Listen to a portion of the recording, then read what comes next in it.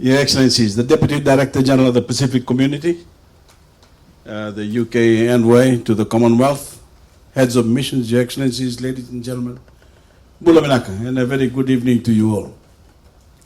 Your Excellencies, ladies and gentlemen, it's a pleasure to join you this evening as we open the doors of this new office and welcome the Regional Pacific NDC Hub to its new home at the South Pacific Secretariat campus in Nambua.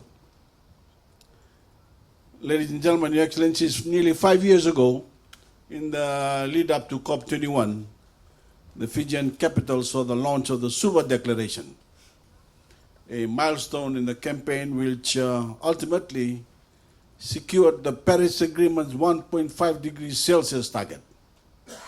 So I can't imagine a better berth for this regional hub than Suva, as you support Pacific nations' unrelenting pursuit of ambitious climate action.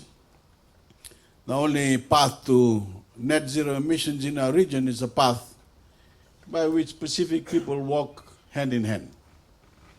This hub was born from that recognition, a recognition that regional cooperation is essential to progress and that the whole is far greater than the sum of its parts. As Pacific nations, we share extreme climate vulnerabilities, as we share many challenges in tailoring climate plans to our frontline realities. Only by listening, by learning, and by working with one another can ambitious, realistic plans take form. And I'm not only talking about governments. Ambitious NDCs require engagement from local communities, from businesses, academic institutions, and civic organizations. Everyone a role to play.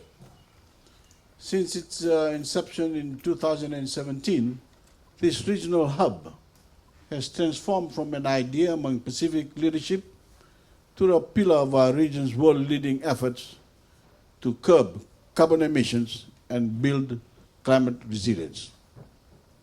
And we look forward to working with your newly appointed coordinator, Ms. Christian Dioredi, to harness the might of Pacific cooperation in reviewing, enhancing, and implementing our collective nationally determined contributions, our NDCs. The total carbon emissions from Pacific Island countries, as we all know, are negligible. But there's no reason to sit on our hands and watch our future be shaped from the sidelines. No government can excuse climate inaction on the basis of their emissions being only a fraction of the world's total.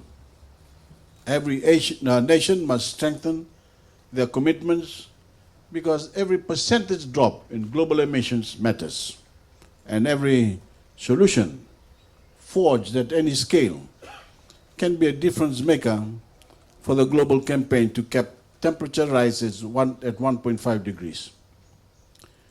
Pacific people are suffering daily from the climate crisis, but this problem extends far beyond any of our borders.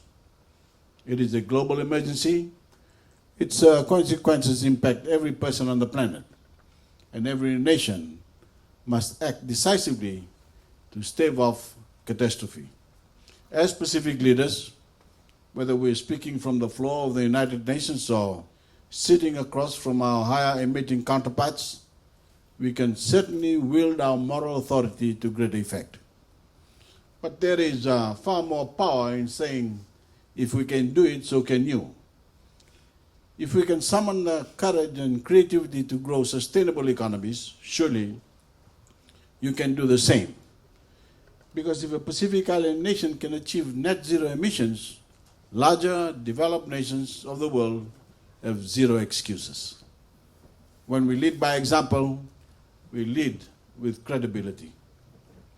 We bring real commitment, real experiences, and real solutions to addressing this crisis. By joining Pacific ingenuity with the expertise of our development partners, we are creating living laboratories of climate innovations. We're incubating ideas that can literally shift the course of history. And we are actively authoring our future as we support a wild economy that uplifts our people now without compromising the security of coming generations. We're still in the midst of the cyclone season in the South Pacific. In Fiji's case, Cyclone Sarai and Tino have served us brutal reminders of the grave and worsening threat to our citizenry lives and livelihoods. These severe storms, the rising seas and changing weather patterns demand equal urgency be given to the business of building climate resilience. Increasingly, we are driving solutions that slash emissions and strengthen our ability to withstand climate impacts, paving the way towards resilient, carbon-neutral Pacific communities. And I draw tremendous optimism from the passion and innovation that policymakers and experts are supplying that efforts through this regional hub. Grinding the gears of global change can be slow and frustrating going. It's easy to grow disillusioned on day 14 of intense climate negotiations, watching the global good besieged by short-term selfishness and economic nationalism. But the courageous commitments emerging from Fiji and our fellow Pacific Islands fill me with faith that the rest of the world will soon follow suit.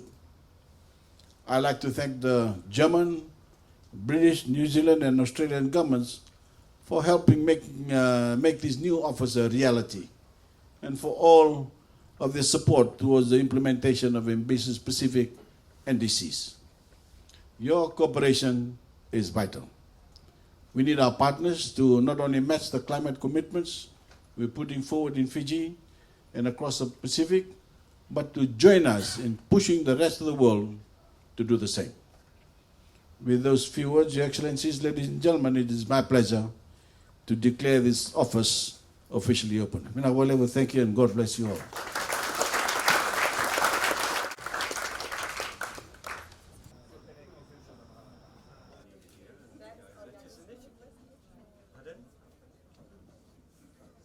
You can just take it off, I think. There you go.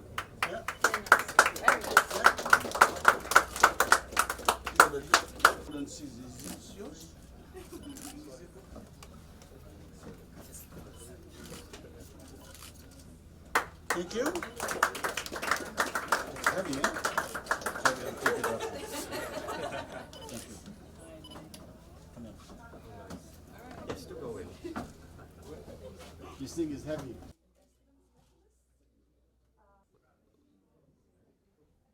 Also, we're looking to the enhancement areas or adaptation areas in some of these countries.